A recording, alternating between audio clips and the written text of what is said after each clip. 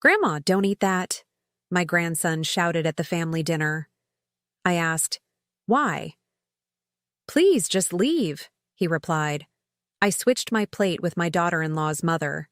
15 minutes later, she simply fainted, revealing, "I'm glad to have you here. Follow my story until the end, and comment the city you're watching from, so I can see how far my story has reached. I'm Inez, and at 68 years old, I thought I knew my family.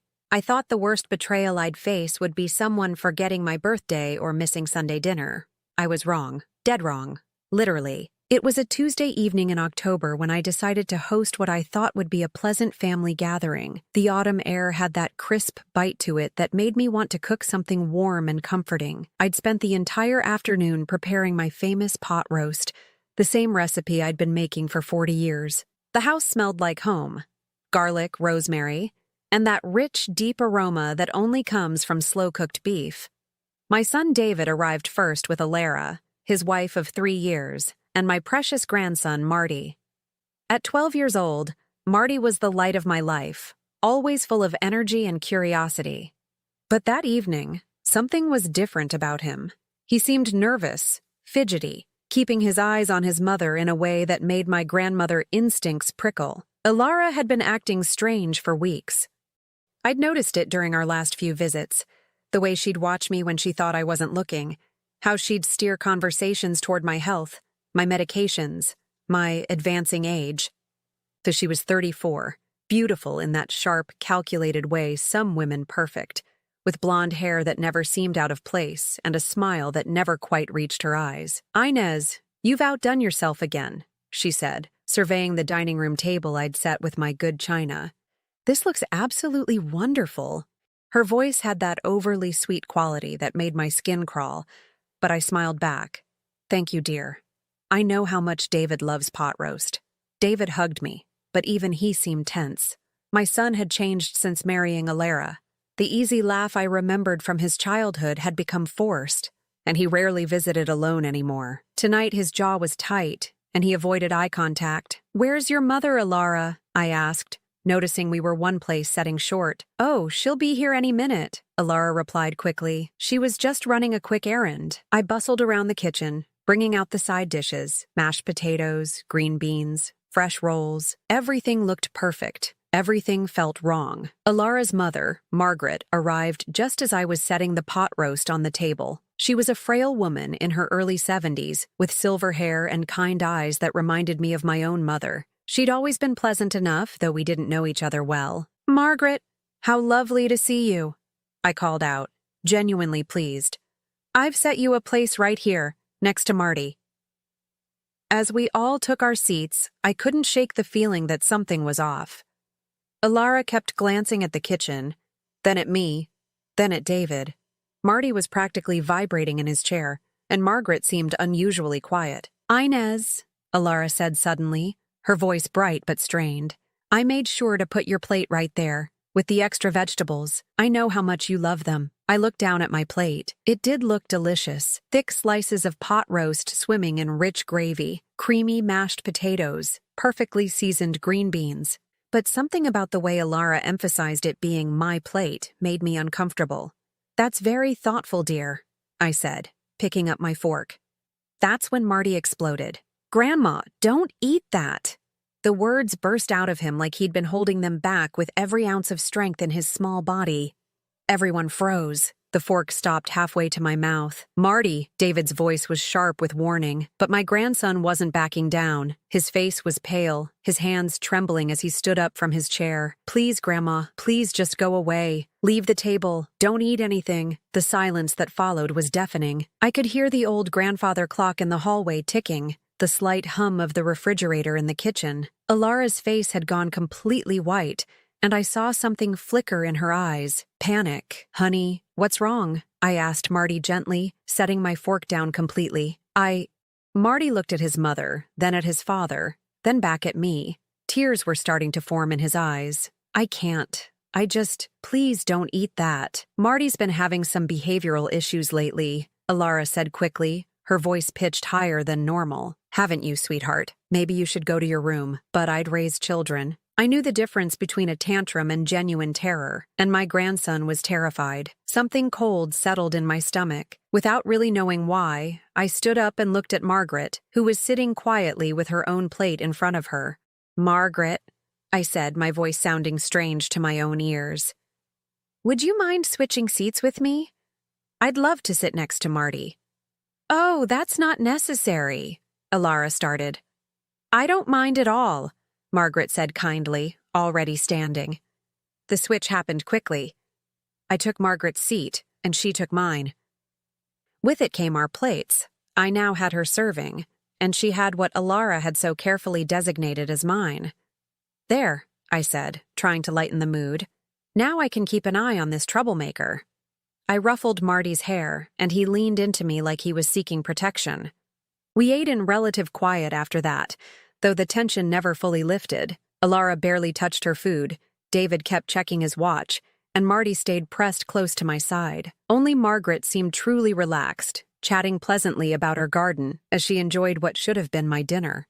15 minutes later, Margaret's fork clattered to her plate. "Oh," she said softly, pressing a hand to her forehead. "I feel quite dizzy." I turned to look at her just as her eyes rolled back, and she collapsed sideways in her chair, unconscious. The chaos that followed happened in slow motion. David jumping up, Alara screaming, my own hands shaking as I called 911. But through it all, one thought kept echoing in my mind. That should have been me. As the paramedics worked on Margaret, loading her onto a stretcher, I caught Marty's eye. He was crying now. Great heaving sobs. But when our eyes met, I saw something there that chilled me to the bone. Relief. My 12-year-old grandson was relieved that his grandmother was being taken away in an ambulance instead of me, which meant he knew exactly what had been in that food. And if Marty knew, then someone had told him. Someone in this room had tried to kill me tonight. Standing in my doorway, watching the ambulance pull away with Margaret inside, I realized that my perfect family dinner had just revealed the most horrifying truth of my 68 years. Someone I loved wanted me dead. Margaret survived, but barely. The doctors at St. Mary's Hospital told us she'd been poisoned with antifreeze. Ethylene glycol, they called it. Sweet-tasting, nearly odorless, and absolutely lethal if consumed in the right amount. She was in intensive care, and they weren't sure if there would be permanent kidney damage. I sat in that sterile waiting room, surrounded by my family, and felt like I was drowning. Everyone was playing their parts perfectly. David paced the halls, looking appropriately worried about his mother-in-law. Alara sat in the corner, dabbing at her eyes with tissues, the picture of a distraught daughter. But I wasn't fooled anymore. "How could this have happened?" Alara kept saying. "How could antifreeze get into the food? I don't understand. She was good. If I hadn't seen Marty's terror, if I hadn't witnessed the careful way she'd designated which plate was mine, I might have believed her too." Marty hadn't said a word since we'd arrived at the hospital. He sat next to me, small and quiet, occasionally glancing up at his mother with eyes that held far too much knowledge for a 12-year-old. After 3 hours, when the doctors assured us Margaret was stable, David suggested we all go home and get some rest. "There's nothing more we can do tonight," he said, and I noticed how quickly Alara agreed. "You're right," she said, standing immediately. "Marty needs his sleep for school tomorrow." But as we walked toward the parking lot, Marty tugged on my sleeve. "Grandma," he whispered, "can I stay with you tonight, please?" I saw the flash of anger cross Alara's face before she controlled it. "Sweetheart, you have school tomorrow," she said in that falsely sweet voice. "You need to sleep in your own bed." "I want to stay with Grandma," Marty insisted, his voice stronger now. "Marty," David started. "Let him stay," I said firmly. I could use the company after tonight's scare. The look Alara gave me could have frozen water. But she couldn't object without seeming unreasonable, so she forced a smile and agreed. Once we were alone in my house, the same house where just hours earlier someone had tried to murder me, Marty finally broke down. He collapsed onto my living room couch and sobbed like his heart was breaking. I held him, rocking him the way I had when he was little, until the worst of it passed. "Grandma," he whispered against my shoulder, "I'm so sorry. I should have told you sooner. I should have stopped her." "Stopped who, honey?" He pulled back and looked at me with eyes far too old for his face. "Mom," She's been planning this for months. The words hit me like a physical blow. I'd known deep down, but hearing it confirmed by my own grandson was devastating. Tell me everything, I said quietly. What Marty told me over the next hour destroyed every remaining illusion I had about my family. He'd overheard phone conversations. Alara talking to someone about getting rid of the old bat and making it look natural. He'd seen her researching poisons on her computer when she thought he wasn't looking. He'd watched her practice putting something in food and stirring it until it dissolved completely. She told me if I ever said anything, she'd send me away, Marty said, his voice breaking. She said no one would believe me anyway because I'm just a kid. But when I saw her put that stuff in your plate tonight, how long has this been going on? Since the summer, he said. Maybe longer. She started asking me weird questions about you. Like, did you take any medications? Did you ever feel sick after eating here? Did you have chest pains or anything? I felt sick. My own daughter-in-law had been using my grandson to gather information about my health, probably to figure out how to make my death look natural. Marty, is your father involved? The boy's face crumpled. I don't know. Maybe. He's been acting really weird lately, and he's been asking about your will a lot. My will. Of course. I owned this house outright, had a decent savings account, and some investments that had done well over the years. Not a fortune by most standards, but enough to be worth killing for, apparently. There's something else, Grandma, Marty said, his voice barely audible. I think Mom tried to poison you before. Remember when you got really sick after that dinner party last month? And the time before that when you had to go to the emergency room? I remembered. Both times I'd attributed it to food poisoning or a stomach bug. Both times Alara had been the one insisting I eat certain dishes. She's been practicing, I whispered, the full horror of it hitting me. She's been testing doses. Marty nodded miserably. Tonight was supposed to be the real thing. I heard her on the phone yesterday. She told someone it would finally be over. I sat back in my chair, my mind reeling. My daughter-in-law hadn't just decided to kill me on a whim. This was a carefully planned, methodically executed attempt at murder. She'd been slowly poisoning me for months, probably trying to find the right amount that would kill me without being immediately obvious. And she'd been using my grandson as an unwitting accomplice, forcing him to carry this terrible secret. Marty, why didn't Margaret get as sick as I would have? Because you're smaller, he said simply, and because Mom probably put extra in your plate since she wanted to make sure this time. The calculation of it made my blood run cold. Alara had literally measured out my death, but there was something else bothering me. Honey, how did you know for sure that tonight was the night? Marty's face flushed red. I listened at their bedroom door last night. Mom and Dad were talking. She said the old lady would finally be gone by Wednesday, and they could start looking at retirement homes for me. Retirement homes? For you? Not for me to live in, Marty said quickly. To put me in. She said once you were gone and they inherited everything, they wouldn't need me around anymore, that I was too much work and knew too much. The room seemed to spin around me. Not only had Alara planned to murder me, but she'd also planned to abandon my grandson afterward, her own son. That's when I knew I had to stop her, Marty continued. I couldn't let her hurt you, and I couldn't let her send me away. You're the only one who really loves me, Grandma. I pulled him close again, my heart breaking for this brave little boy who'd been carrying such a terrible burden. But beneath the heartbreak, something else was growing, something cold and calculating. Alara thought she was smart. She thought she'd planned the perfect murder. She'd even planned to get rid of the only witness afterward. She had no idea who she was dealing with.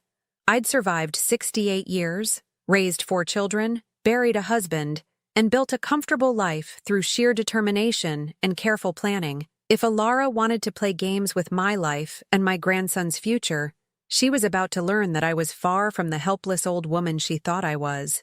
But first, I needed proof. Real proof that would stand up in court and ensure that Marty would never have to go back to that house. Marty, I said quietly, how would you like to help Grandma with a little project? He looked up at me, hope flickering in his eyes for the first time that night. What kind of project? I smiled, and for the first time since this nightmare began, it was completely genuine, the kind that's going to save both of our lives. The next morning, I woke up with the kind of clarity that comes from having your back against the wall. Marty was still asleep on my couch, curled under the old quilt I'd made when David was his age. Looking at him, so small and vulnerable, strengthened my resolve. This child had risked everything to save my life. Now it was my turn to save his. I made coffee and sat at my kitchen table, the same table where I'd planned countless birthday parties, holiday dinners, and family gatherings. Today, I was planning something entirely different. When David called at 8:30, I was ready for him. "Mom, how are you holding up?" His voice sounded genuinely concerned, but I could hear something else underneath. Impatience, maybe even irritation. "Oh, you know me," I said, making my voice sound shakier than usual. "I'm just so shaken up by what happened to poor Margaret. I keep thinking it could have been any of us." "Yeah, it's really scary," he agreed. "Listen, Alara thinks maybe you shouldn't be cooking for a while. You know, until we figure out how this happened. Maybe we could bring you some meals, or you could eat out more." How thoughtful of Alara to be concerned about my cooking. I almost laughed at the audacity. "That's very sweet of her," I said. "But I think I'll be fine. I'm going to have the kitchen thoroughly cleaned, just to be safe." There was a pause. "Mom," Alara also thinks. "Well, maybe this is a good time to talk about your living situation. This house is so big for just you, and after last night." There it was. Less than 12 hours after trying to kill me, they were already moving on to phase 2 of their plan. "What do you mean, sweetheart?" "Just that maybe it's time to consider assisted living. Somewhere with meal service, you know? Where you don't have to worry about cooking or maintaining this big house." "I see." I kept my voice neutral. "Well, that's certainly something to think about. Is Marty still sleeping?" "Yeah. Alara says to let him rest. He can miss school today after the trauma of last night." How convenient. Keep Marty home where they could work on him. Probably convince him that what he saw wasn't what he thought he saw. "Actually, David, I was hoping Marty could stay with me for a few more days. I could really use the company, and I think he needs some time to process what happened." Another pause, longer this time. "I don't think that's a good idea, Mom. Marty needs routine, and Alara thinks—" "What Alara thinks isn't really relevant here," I said, letting a bit of steel creep into my voice. "Marty is my grandson, and after what we've been through, I think a few days with his grandmother would be good for him." "Mom." "David." I made my voice firm. "Unless there's some reason you don't want Marty staying with me." The silence stretched out. I could practically hear him thinking, probably wondering if I suspected anything. "Of course not," he finally said. "It's just, Alara worries about you being alone with a child, at your age." At my age. As if 68 made me incompetent. As if I hadn't raised 4 children successfully. "I managed to raise you just fine," I said dryly. "I think I can handle one 12-year-old for a few days." After I hung up, I found Marty awake in the living room, looking lost and scared. "Hey, sweetheart," I said, sitting beside him. "How are you feeling?" "Scared," he admitted. "What if Mom finds out I told you? What if she tries to hurt you again?" I took his hands in mine. "Marty, I need you to listen to me very carefully. Your mother isn't going to hurt me again because we're not going to let her. But I need your help, and it might be scary sometimes." He straightened up, trying to look brave. "What do you need me to do?" Over the next hour, I explained my plan. It was risky, but it was the only way I could see to get the evidence we needed and keep us both safe. "First," I said, "we need to document everything. Every conversation, every suspicious behavior, everything you remember from the past few months." I pulled out a notebook and we spent the morning writing down dates, times, and details. Marty's memory was remarkably good. He remembered specific phone conversations, times when Alara had acted strangely, and instances when I'd gotten sick after eating at their house. "Second," I continued, "we need to make them think their plan is working." What do you mean?" "I'm going to start acting sick, confused, like I'm getting worse. They'll think the poison is having delayed effects and hopefully they'll get careless." Marty looked worried. "But what if they try to poison you again?" "They won't," I said with more confidence than I felt. "Not for a while.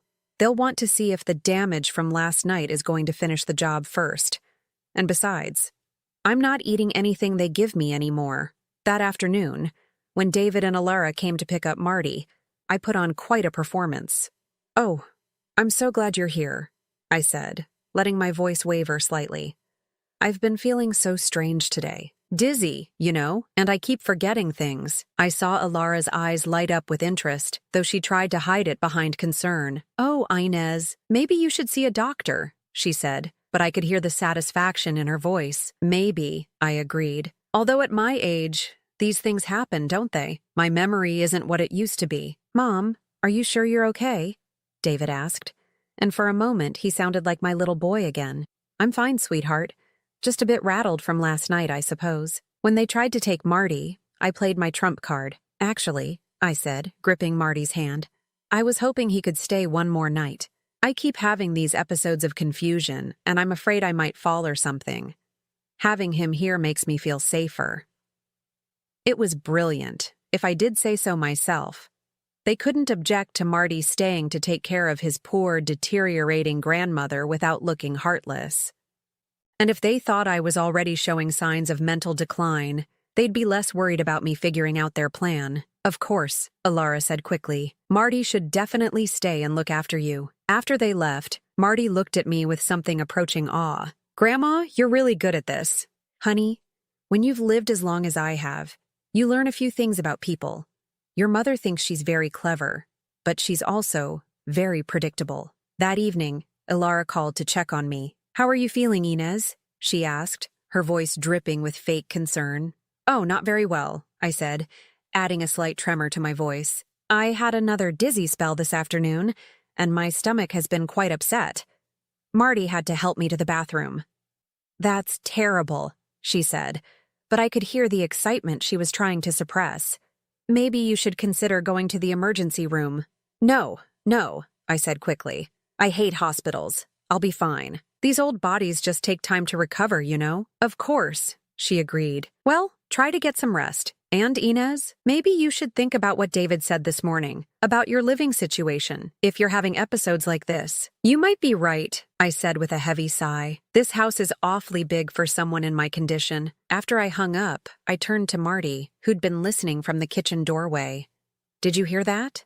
I asked. He nodded. "She sounded happy that you're sick." "Exactly. Which means she's going to get sloppy.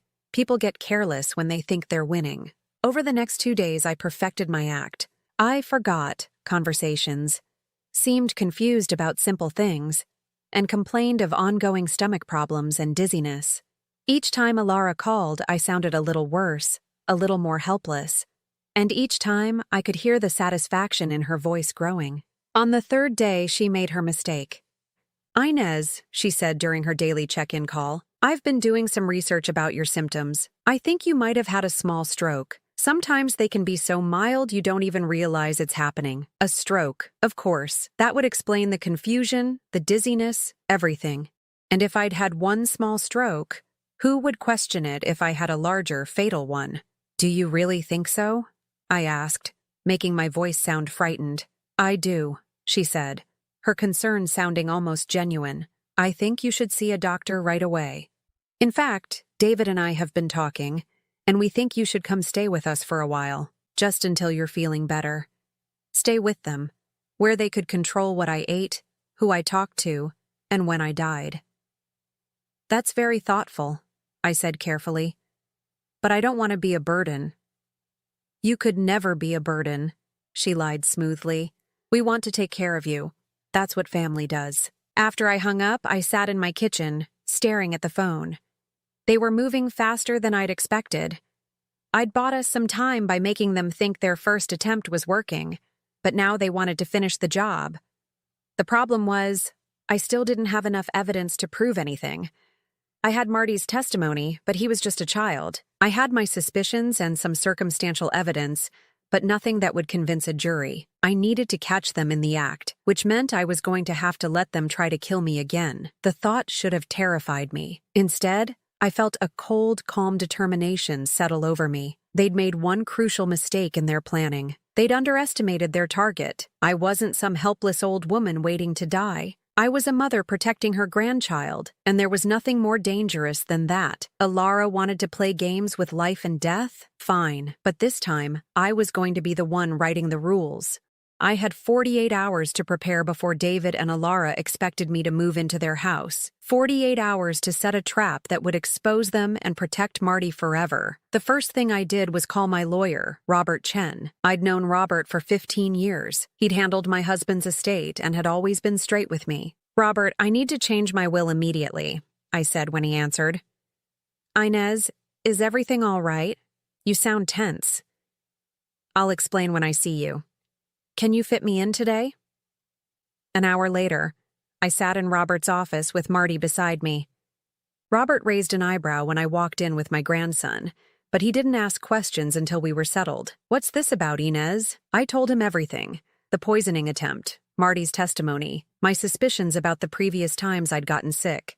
Robert listened without interruption, his expression growing more concerned with each detail. "This is serious," he said when I finished. "Have you contacted the police? With what evidence? A 12-year-old's testimony and my suspicions? They'd think I was a paranoid old woman." Robert leaned back in his chair. "What do you want to do?" "I want to change my will. Everything goes to Marty, with you as trustee until he turns 25. David gets nothing, and I want you to hold on to the original. Don't tell anyone about the change. Inez, if you suspect they're trying to kill you for your inheritance, removing their motive might be the smartest thing to do." "No," I said firmly.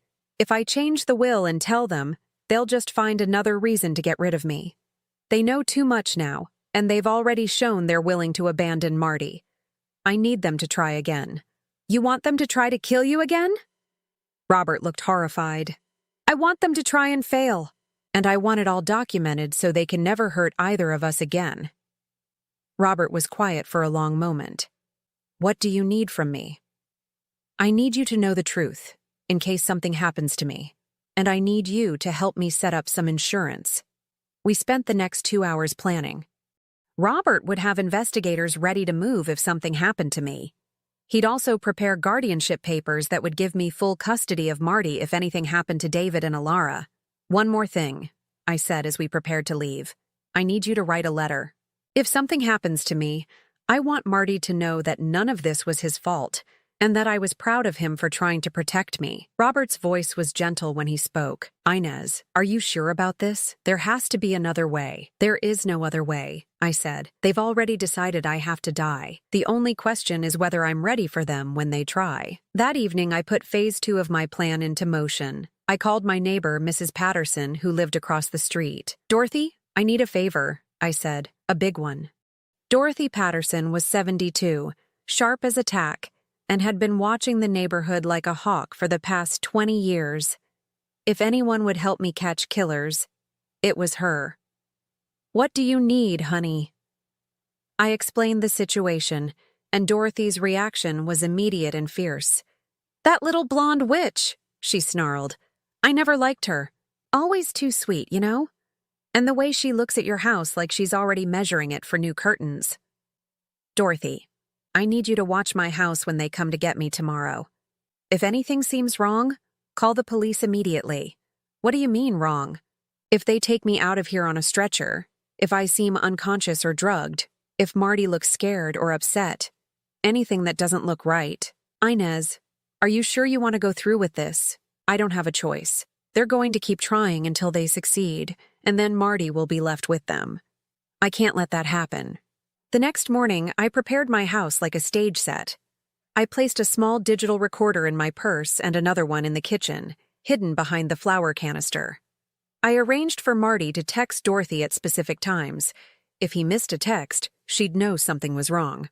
When David and Alara arrived to help me pack, I was ready. "Mom, you look terrible," David said.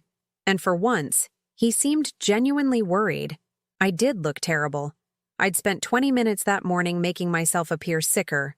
Pale makeup, trembling hands, the works. "I've been having those dizzy spells all morning," I said weakly. "And I'm so confused about everything. I can't even remember what I need to pack." "Don't worry about it," Alara said quickly. "We'll take care of everything.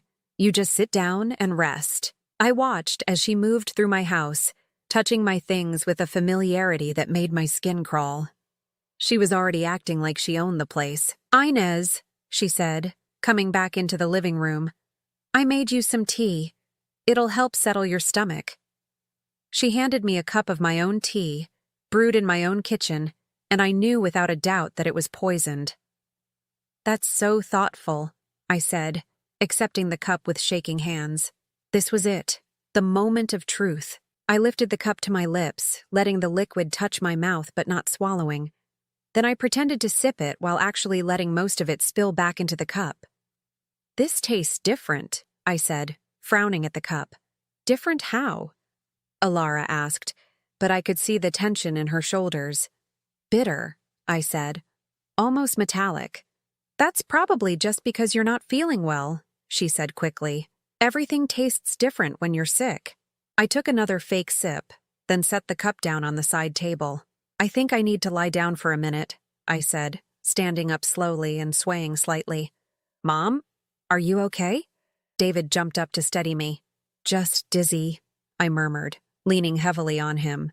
What happened next was like watching a play unfold exactly as I'd written it. I pretended to collapse on the couch, my breathing becoming shallow and irregular. Marty, who knew what was happening, started crying and calling my name. David began to panic, shouting for someone to call 911, but Alara was calm, too calm. "Don't call an ambulance yet," she said. "Let's see if she comes around on her own. Sometimes these episodes pass." "Are you crazy?" David shouted. "She's barely breathing." "David, calm down," Alara said firmly. "Getting hysterical won't help anyone." Through my barely opened eyes, I watched her check her watch. She was timing it, waiting to see how long it would take for whatever she'd given me to kill me. "Please, Mom, call 911, Marty begged, playing his part perfectly. "In a minute, sweetie," Alara said, her voice still eerily calm. "Let's just wait a little longer." That's when I knew I had her. Any normal person would have called for help immediately. Any innocent person wouldn't have suggested waiting when someone was dying in front of them. Alara's behavior was so clearly that of someone who expected me to die that even the most skeptical jury would see it. After what felt like an eternity but was probably only 3 minutes, I heard David say, "That's it, I'm calling 911. "No, wait," Alara said sharply. "I think she's already gone. Already gone. She wanted me to be dead. I waited until I heard the sirens before I regained consciousness." What happened?" I whispered weakly, opening my eyes and looking around in confusion. The relief on David's face was genuine. The disappointment on Alara's was equally real. "You collapsed, Mom," David said, holding my hand. "The paramedics are here." As the EMTs checked my vital signs and asked me questions, I gave them the performance of my life, confused, weak, unable to remember clearly what had happened. I mentioned the bitter taste of the tea, and I saw one of the paramedics make a note. "We should take her in for observation," the lead paramedic said. "At her age, a collapse like this could indicate several serious conditions." "Is that really necessary?" Alara asked. "She seems to be feeling better." The paramedic gave her a look that clearly said he thought she was an idiot. "Ma'am, your mother-in-law just lost consciousness for several minutes. That's not something we take lightly." As they loaded me onto the stretcher, I made sure to grab my purse with the recorder inside. I also made eye contact with Marty, giving him the slightest nod to let him know I was okay. At the hospital, I continued my act while the doctors ran tests. Everything came back normal, of course, because I hadn't actually consumed any poison. But the important thing was that it was all being documented. When the nurse asked me about what I'd eaten or drunk before the episode, I made sure to mention the tea that Alara had made for me. "It tasted strange," I said weakly. "Bitter, metallic. I've never tasted anything like it." The nurse made a note, and I knew that if anything happened to me in the future, there would be a record of this conversation. David and Alara visited that evening, with Marty in tow. "How are you feeling, Mom?" David asked. "Confused," I said honestly. "The doctors can't figure out what caused the episode. They're running more tests." "I'm sure it's nothing serious," Alara said, but I could see the frustration in her eyes. Her plan had failed again, and now there were medical records documenting my symptoms. "The doctor did ask me about the tea," I said casually, watching Alara's reaction. "He wanted to know exactly what was in it." Alara's face went pale. The tea? It was just regular tea. Earl Grey, I think. That's what I told him, I said. But he seemed very interested in the metallic taste I mentioned. He said they might want to test it. Test it? David looked confused. Test tea? When someone has an unexplained collapse, they have to consider all possibilities, I said, including the possibility that something they consumed might have caused it. The silence that followed was deafening. Alara's hands were shaking, and she kept glancing toward the door like she wanted to run. Well, she said finally, her voice pitched too high. I threw the cup away. I was just cleaning up while we waited for the ambulance. Of course she had. But what she didn't know was that I'd only pretended to drink the tea. The cup, with most of its poisoned contents still inside, was now sitting in my dishwasher at home, waiting to be tested. And Dorothy Patterson had watched her throw something into my garbage can when she thought no one was looking. As visiting hours ended and my family prepared to leave, I caught Marty's hand. I'll be home soon, sweetheart, I said softly. Promise? He whispered. I promise. And when I come home, everything is going to be different. Alara overheard and smiled that fake, sweet smile of hers. Of course it will be, she said. We're going to take such good care of you, Inez. You'll never have to worry about anything again. Looking into her eyes, I saw my own death reflected back at me. She wasn't giving up. If anything, she was more determined than ever, but that was exactly what I was counting on. Because tomorrow, when I was released from the hospital, I was going to give her one final chance to show her true colors, and this time, I'd make sure the whole world was watching. The hospital released me the next afternoon with instructions to follow up with my regular doctor and a prescription for mild anxiety medication that I had no intention of taking. As David wheeled me out to the car, I played my part perfectly. Fragile, confused, dependent. I still feel so strange, I said weakly as Alara helped me into the passenger seat. Like I'm not quite myself.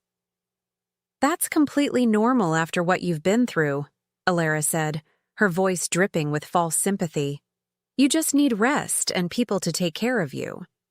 The drive to their house felt like a funeral procession. I stared out the window at the familiar streets, wondering if I was seeing them for the last time. But every time doubt crept in, I thought about Marty sitting quietly in the back seat, and my resolve strengthened. Their house was a modern two-story in one of the newer developments, all clean lines and expensive finishes, but somehow cold. David carried my small suitcase upstairs, while Alara showed me to what she called my room. We've set up the guest room on the first floor so you won't have to worry about stairs, she said, opening the door to a room that felt more like a cell than a bedroom. One small window, furniture positioned so the bed couldn't be seen from the hallway, and most importantly, far from Marty's room upstairs. This is lovely, I said, settling into the chair by the window. So thoughtful of you. I want you to feel completely comfortable, Alara said. And safe. That's the most important thing. Safe. The irony wasn't lost on me. That first evening, they treated me like spun glass. David hovered anxiously, asking if I needed anything every few minutes. Marty stayed close, playing the concerned grandson while secretly checking on me with his eyes. And Alara. Alara watched me like a hawk studying its prey. Dinner was a carefully orchestrated performance. Alara had prepared what she called light, easy-to-digest foods. Soup, crackers, herbal tea. I ate sparingly, claiming my stomach was still upset from the hospital stay. You should try to eat more, Alara urged, ladling another spoonful of soup into my bowl. You need to keep your strength up. I know, dear, but everything tastes so strange lately, I said, stirring the soup around. Ever since that episode. I saw her jaw tighten slightly. My continued survival was clearly frustrating her. After dinner, as David helped me back to my room, I overheard Alara on the phone in the kitchen. No, she's not getting better, she was saying in a low voice. If anything, she's getting worse, more confused, weaker. I don't think it's going to be much longer. She was reporting to someone about my condition like I was a business transaction. That night, lying in the unfamiliar bed, I heard them talking in their room upstairs. The heating vents carried sound throughout the house, and their bedroom was directly above mine. How long is this going to take? David's voice was strained. Not much longer, Alara replied. She's already showing signs of organ damage. The confusion, the weakness. It's all progressing exactly as it should. I can't take much more of this. Every time I look at her, I feel sick. You feel sick? Alara's voice turned sharp. David, we've come too far to back out now. Do you want to spend the rest of your life working jobs you hate while she sits on a fortune she can't even appreciate anymore? No, but nothing.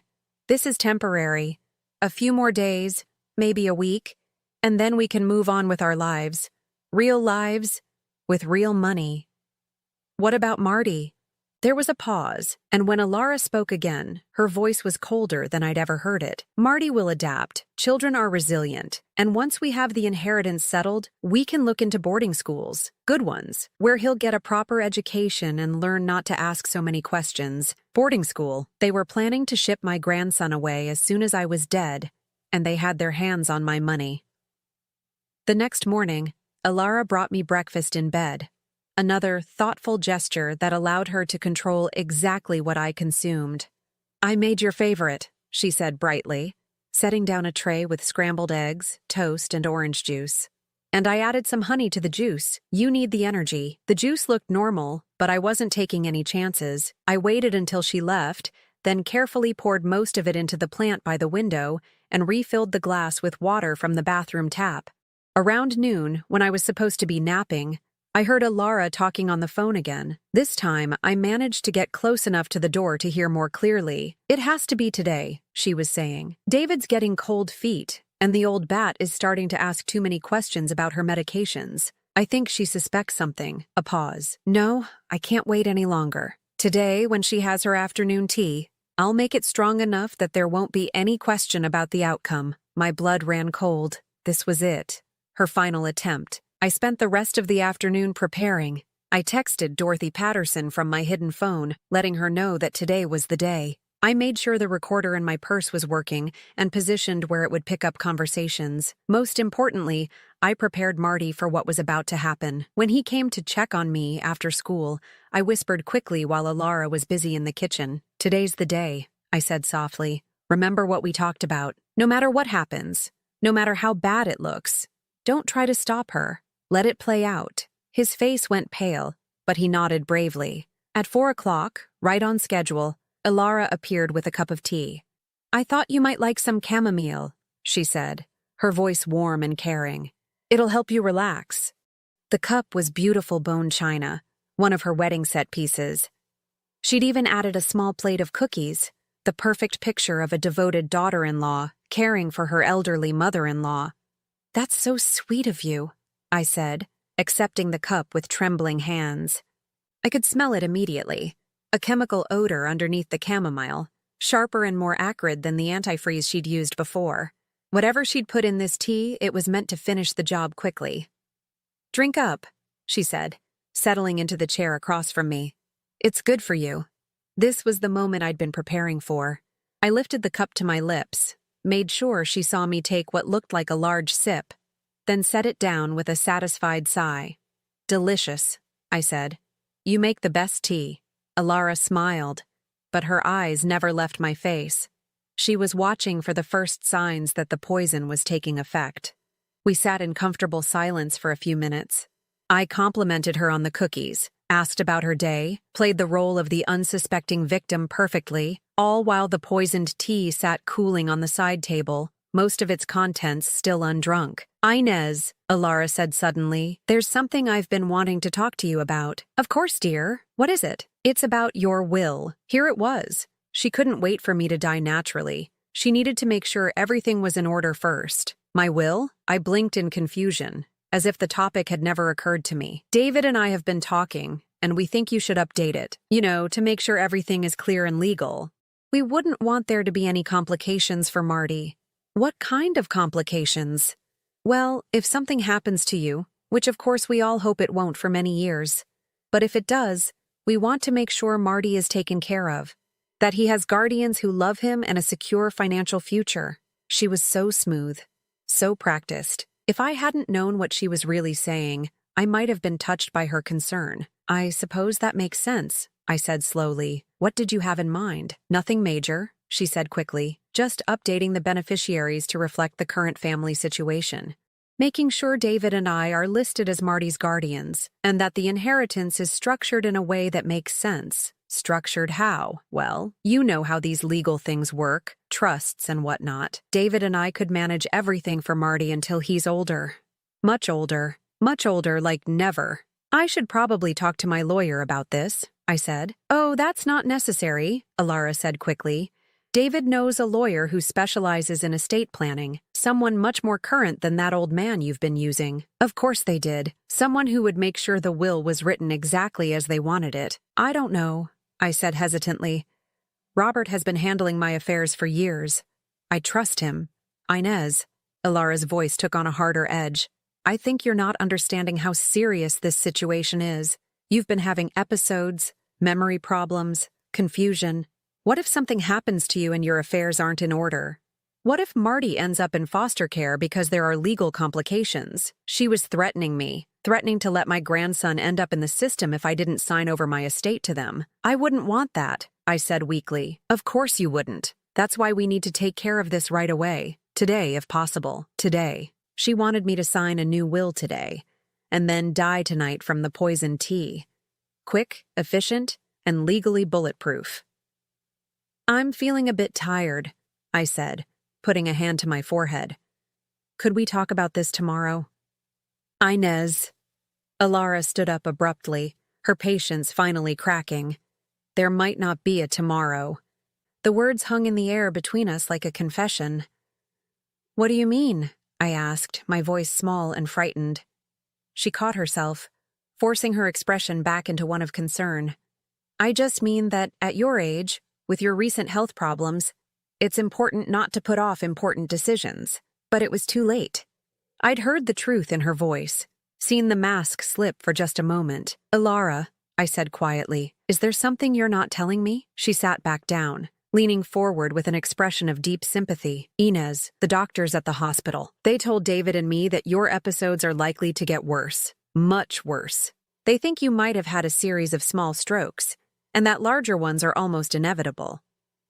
They told you this. Why didn't they tell me?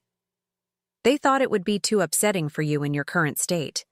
But David and I felt you had a right to know, so you could make informed decisions about your future. It was a masterful lie. She was creating a medical emergency that didn't exist to pressure me into signing away my estate, and she was using my supposed mental incompetence to explain why I wouldn't remember conversations that had never happened. How long do I have? I whispered. They don't know for sure, she said gently. But they think you should put your affairs in order as soon as possible. I sat back in my chair, letting the full weight of her deception wash over me. She wasn't just trying to kill me for my money. She was torturing me first, making me believe I was dying naturally so I'd cooperate in my own destruction. I need to think about this, I said finally. Of course, Alara said, standing up again. But don't think too long, for Marty's sake. After she left, I sat staring at the teacup on the table. In it, I could see the reflection of everything I'd lost. My son's love, my sense of family, my trust in the people closest to me. But I could also see something else. My own strength, still intact after 68 years of life's challenges. Alara thought she'd broken me down, made me helpless and dependent. She thought I was just a confused old woman who would sign whatever papers she put in front of me. She was about to learn how wrong she was, because tomorrow morning, I was going to give her exactly what she wanted, a confrontation that would expose her for what she really was. And this time, I was going to make sure there were witnesses. I woke up the next morning to the sound of Alara moving around the kitchen, probably wondering why I wasn't dead yet. The poisoned tea sat on my nightstand exactly where I'd left it, a testament to her failed plan. Today was the day I stopped running and started fighting back. At 8 o'clock sharp, there was a knock at the front door. Alara answered it, and I heard her surprised voice greeting someone. Mr. Chen? What are you doing here? I'm here to see my client. Robert's voice was firm and professional. Mrs. Holloway called me yesterday and asked me to come by this morning. Of course, I'd done no such thing, but Robert was playing his part perfectly. We'd arranged this as part of our contingency plan.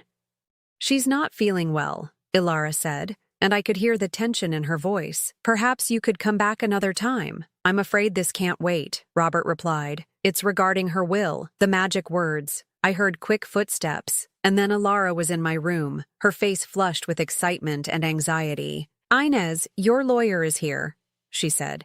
"He says you called him about your will?" "Did I?" I blinked in confusion.